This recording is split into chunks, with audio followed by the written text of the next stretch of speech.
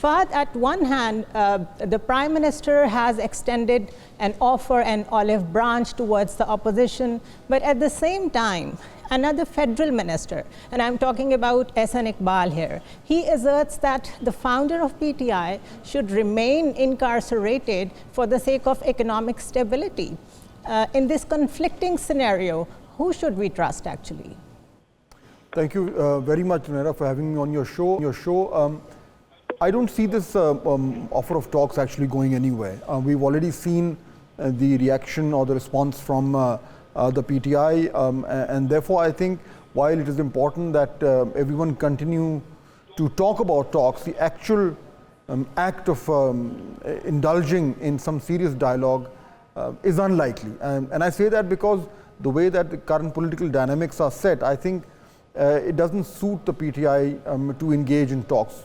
They, of course, have very clearly put their preconditions that need to be met before they can start any kind of a dialogue. And I think the signals that we are getting from Mr. Imran Khan, again, people who go and meet him and then come and speak with the media, there's been no flexibility in his approach, in his attitude.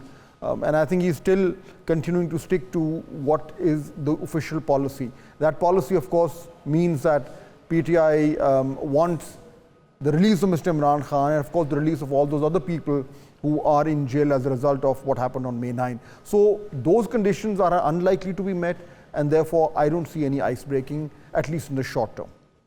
Right.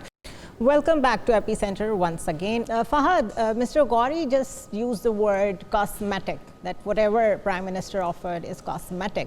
Do you actually think that Prime Minister is empowered to make such offers? Because of course there is Rawalpindi involved. And we all know that the civil-military divide is 50-50 at the moment. The civilian space is not as it used to be like 6 years back. So do you think Prime Minister is really empowered enough? Well, I think when it comes to initiating talks with the PTI, the Prime Minister would be empowered because I think it suits the Prime Minister. It also suits his party and his coalition partners.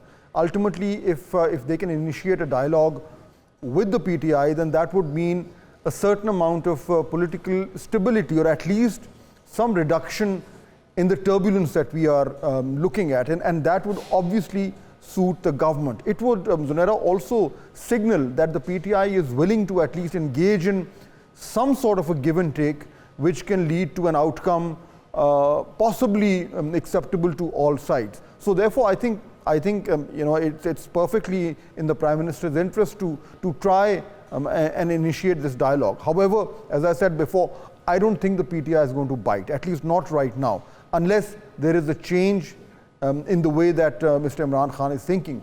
Having said that, let me also say that I think Mr. Imran Khan would also be looking at all his options and seeing what suits him best. And I think those options are fairly clear, and there are two of them. Number one, continue on the present position, hardline position, all or nothing position, saying absolutely no talks with the political parties and only talks with the establishment.